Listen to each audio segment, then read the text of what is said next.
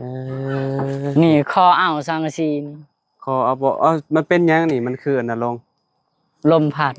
มันฮักนี่ได้เลยไปอยู่ไสมานี่บ่เห็นเมื่อแต่รับโดนจ้างเขาไปหับจ้าง เลยอื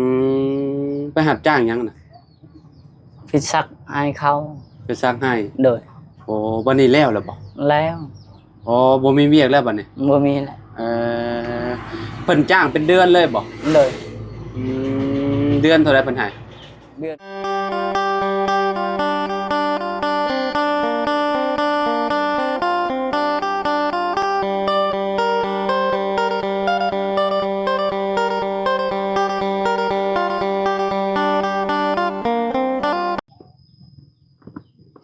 กราบสบายดีสวัสดีพ่อแม่พี่น้องเบิดสุขุสุคนเด้อบ่ว่าสิอยู่ในและก็ต่างประเทศเนาะก็ยินดีต้อนรับเข้าสู่ช่องบ่าวลาวคือเก่าเนาะพี่น้องเนาะมื้อนี้พี่น้องเฮาก็เข้ามาหาทางบ่าวโฮมเพิ่นเนาะพี่น้องเนาะก็เข้ามาหลายเทื่อหลายทีแหละบ่เคยเจอเพิ่นจักเทื่อพี่น้องเอ้ยเนาะเข้ามารอบนี้พัดเจอเพิ่นพี่น้องเอ้ยเนาะบ่ฮู้ว่าเพิ่นไปอยู่ไสมาเนาะเดี๋ยวเข้าไปหาทางครอบครัวบ่าวโฮมเพิ่นพี่น้องโดยพี่น้องเอ๋ยเนาะโอ้มาก็ถึงจังหวะเพิ่นอยู่พอดีเลยเนาะสบายดีเด้อบัดส่วนมันส่วนนี่ล่ะเก่งขออนุญาตหน่อยเด้อเลยพี่น้องเอ๋ยเนาะโตไปอยู่ไสมานี่บ่เห็นแต่โดน เมื่อรับจ้างเขาไปหับจ้างเลย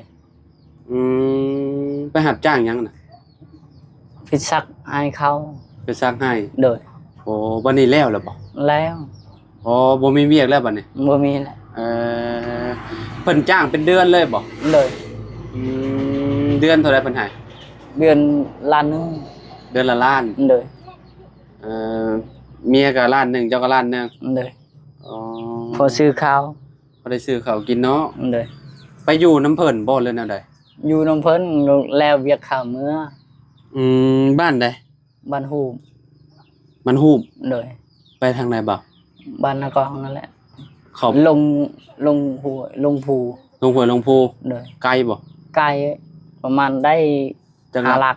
ประมาณ5 ลักนึงเลยโอ้บ่ไกลปานใด5 ลักเนาะเลยไปอยู่น้ำเพิ่นหรือว่าปุกกระต๊อบอยู่ไปอยู่น้ำเพิ่นแล้วนั่นเมื่ออย่าดื้อเด้อขอยจับมือนำเด้อบ่เจ้าไปได้จักเดือนแล้วบุข่อยเข้ามาหาเจ้าดุอยู่ได้หักบ่เห็นเดือนนึงเอาเมื่อชื่อให้เขานั่นได้1 เดือนแล้วก็มาบ่เลยอันนี้บ่เข้าน่ะเขายังนี่น่ะเขาให้อ๋อเป็นข้าวเปลือกเนาะเลยคิดว่าเป็นข้าวน่าจะดอกคิดว่าเป็นข้าวสารลูกน้อยๆเจ้าตอนนั้นน่ะบ่นี่น่ะเลยยังกินนมแม่อยู่หรอว่ากินแต่คนละลูกเจ้ากับลาว2อ๋อผู้นี้กับผู้นี้กับผู้นี้2นะพี่น้องผู้หญิงคือการเบิดบ่ผู้หญิงเบิดอันนี้ลูกกับลูกพวกลาวอีกผู้หนึ่งเด้นี่แหละ3 คนนี่อ๋อ3 คนเนาะขอลืมเลยพี่น้องจะบ่จื้อบ่าวโฮมพี่น้องชื่อเพิ่นเมียชื่อหยังก็อาคอเลยอาคอหรืออาคอพี่น้องเนาะเมียเพิ่นก็คือสิอายุหลายกว่าเพิ่นคือที่ฮู้แหละพี่น้องเนาะประมาณ30ได้คิดว่าเนาะเจ้าปีนะให้เฮาได้28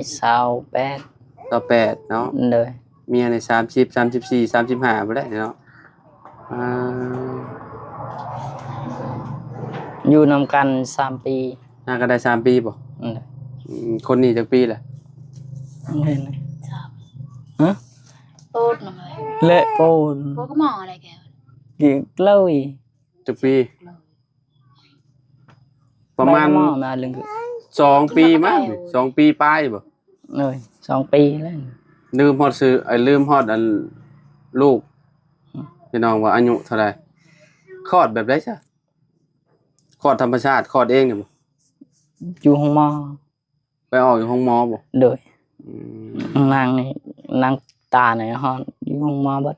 ออกอยู่ห้องหมอเบิดเลย โดย อันนี้เด้ซะออกอยู่ไสห้องหมอคือกันบ่ ห้องหมอเบิด อืม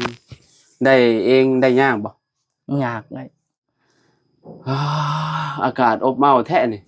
ฝนสิตกบ่นี่พี่น้องเอ้ย ฝนตกบ่ได้อยู่เลยอยู่นี่ ฮะ ฝนตกบ่ได้อยู่เลยนี่เบิดมันหัวเบิด โอ้หัวเบ่เลยนี่เนาะ โดย ช่วงฝนตก2มื้อจุมเจ้าไปอยู่ไสซะ อยู่นี่เอาไฟบัตรเอาตองเอาตรง โต่งให้มันไหลไปหม่องใหม่เนาะ โดย น้ำไหลไปเลยพี่น้องเนาะเนาะ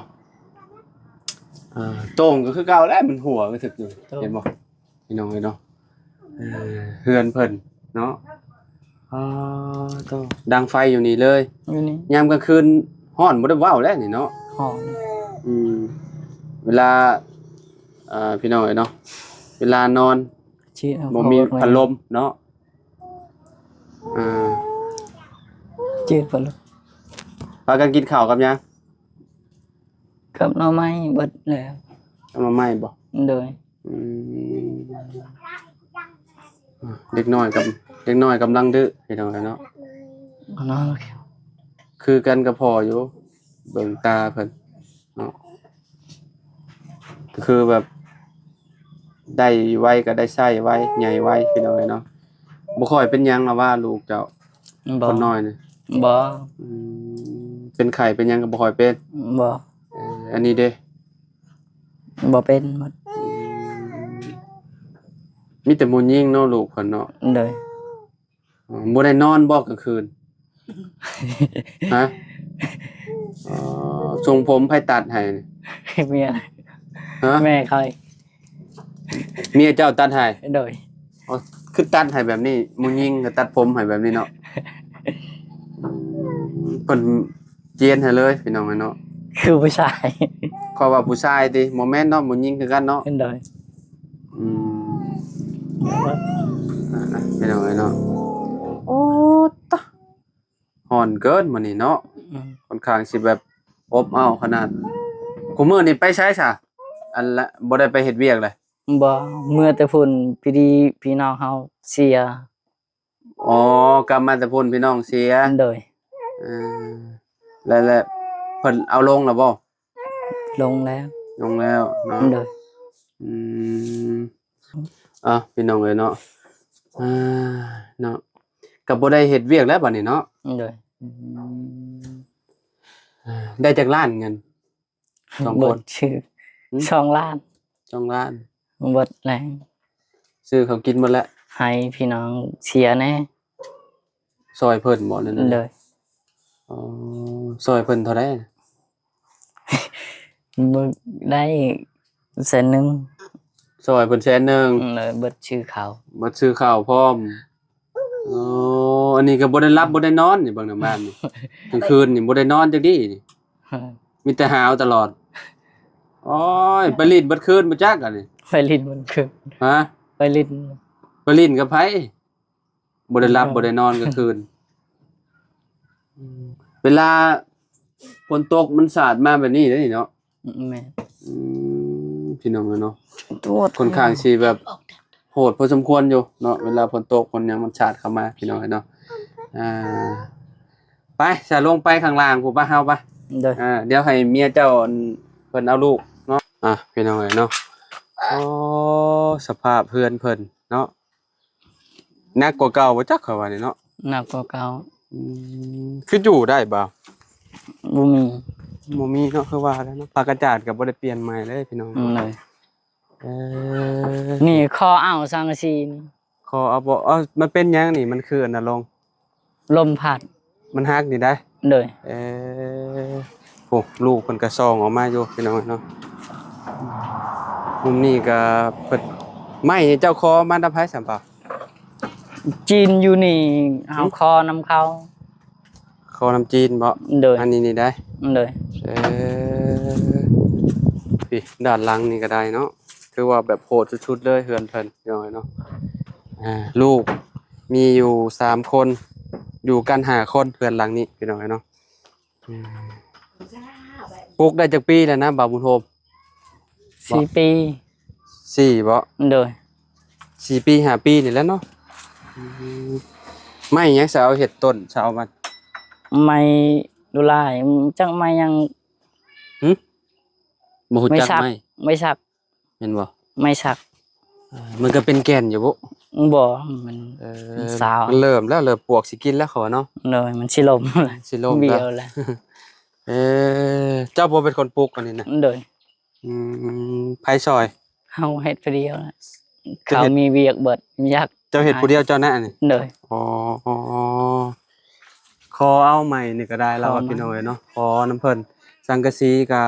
หักหมดแล้วโอ้โอ้หักลงหมดแล้วเด้พี่น้อยเนาะมันก็หัวโจกๆเวลาฝนเนาะ เบิดเลย เพิ่นเอาอันน่ะแพร่บัตรขังอยู่ในบ่ได้พี่น้องเนาะโต่งเมียนก็มันเป็นแพร่บัตรเก่าบัดนี้เนาะ โดย หัวลงจักยะมือฝนตกพากันชนอยู่ไสก็ อยู่นี่แหละ พากัน เอาไฟวัดตองเอาตูมจังนอน มันก็บ่ได้หัวแฮงบ่ หัวเองนอนแล้วนั่นเลยลูกมา ลูกน้อยเด้ซะเพิ่นนอนรับอยู่บ่ รับ คนน้อยเนาะบ่ได้ฮู้หยังเนาะ โดย คนน้อยเนาะ น้ำชักใจนอน น้ำสาดใส่กันยังนอนเฉย โดย เด็กน้อยเนาะเฮ็ดแนวใดเนาะ โดย คือพ่อแม่นี่นอนบ่หลับดอกพี่น้อง นอ เนาะ นมารับ เพื่อนเพิ่นก็สิประมาณนี้แหละพี่น้องเนาะเพื่อนเบาอาโฮมเนาะ โดย ไปซะค่อยมีแนวสิให้เจ้า โดย ไปเอาอยู่รถค่อยพุ่นแหละพี่น้องเนาะพี่น้องเอ้ยเนาะฝนตกนี่น้ำขึ้นมาฮอดพี่บ่จักนี่เนาะ ขึ้น มันเป็นคลองน้ำได้เนาะ โดย พี่น้องเอ้ยเนาะเดี๋ยวเอามีให้ลาก่อนพี่น้องเอ้ยเนาะ1กล่องเนาะเจ้าจะบ่มีข้าวบ่ บ่มี เบิ่งเอาข้าวให้ก่อนจ้ะเนาะพี่น้องเอ้ยเอาข้าวให้ลาก่อนโอ้พี่เนาะข้าวพี่น้องเอ้ยเดี๋ยวให้รถเพิ่นไปก่อนฮ้อนฝนสิตกอีกบ่จักเลยพี่มาพี่บ่าวบุญโฮมเข้าไปก่อนหน่อยเนาะเดี๋ยวเด้อแป๊บนึง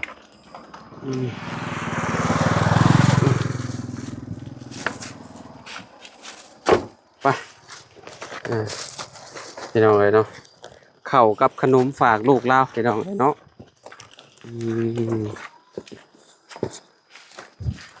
ไปพ่อกันอยู่เพื่อนเราคนละพี่น้องโดยพี่น้องเลยเนาะ จะเปิดปรุงนี่นะดาว เอาขนมให้ลูกเพิ่นเนาะ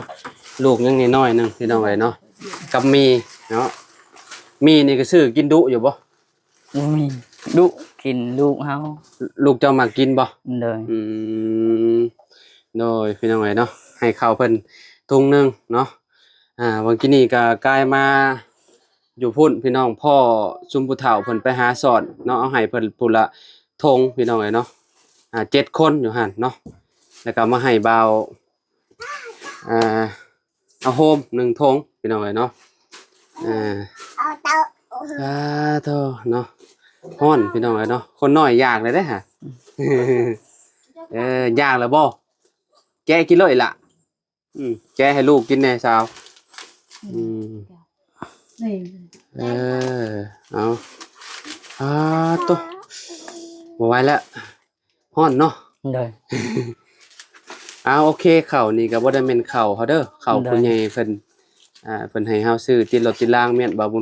บุญโฮมเนาะบุญโฮมหรือบุญโคง มันโฮม บุญโฮมเนาะ โดย ก็มีแต่ฝากขอบใจเพิ่นเด้ออันมีก็เป็นมีเงินเพิ่นนั่นแหละเนาะเพิ่นให้เฮาซื้อพี่น้องเนาะเงินที่ว่ามันเหลือเนาะพี่น้องเหลือซื้อข้าวซื้อหยังให้ทางน้องเอสแน่แล้วก็พี่น้องเฮาก็ซื้อติดรถเมียนก็สิประมาณนี้พี่น้องเนาะก็มีแต่ฝากให้บาบุญโฮมเนาะขอบคุณผู้ใหญ่ใจดีเพิ่นแน่พวกมีพวกหยังนี่ขนมนี่ก็แม่นบ่แหละเงินเพิ่นเด้อฝากขอบใจเพิ่นเด้ออยู่ดีมีแฮงเด้อ โด ทุก ย อย่าง ให้มันให้ยืนเนาะ เด้อ แซ่บบ่อยล่ะ แซ่บเยี่ยมแซ่บบ่แอมแซ่บบ่ แซ่บเลย โอ้ แอมนี่แปลว่าแซ่บบ่ แซ่บ เออแบบว่าแซ่บบลีนี่ว่าบ่ได้นะ แอม แอมเลอะบ่ โดย เออ เอากลับบ้านแล้วเด้อบ่เด้อบ่บุญโฮมเด้อ โดย โดยเอาสบายดีเด้อสบายดีเด้อบันชวนนี่ล่ะ มันสวย เออพี่น้องเอ้ยเนาะก่อนสิกลับพี่น้องเอ้ยเนาะก็สิเอามีให้น้องๆเพิ่นก่อนพอดีว่าเอาไปให้บ่าวบุญโฮมข้าวแล้วก็มีขนมให้ลูกเพิ่นสบายดีบักล่ะบัดชวนสบายดีซื้อหยังแล้วซื้อหยังฮู้อยู่บ่เจ้าซื้อหยังบ่ฮู้จักฮะเสื้อผ้าเจ้าเด้สมัยเสื้อผ้ากับสมัยเนาะมาเอาเฮ็ดได้เอาโอเค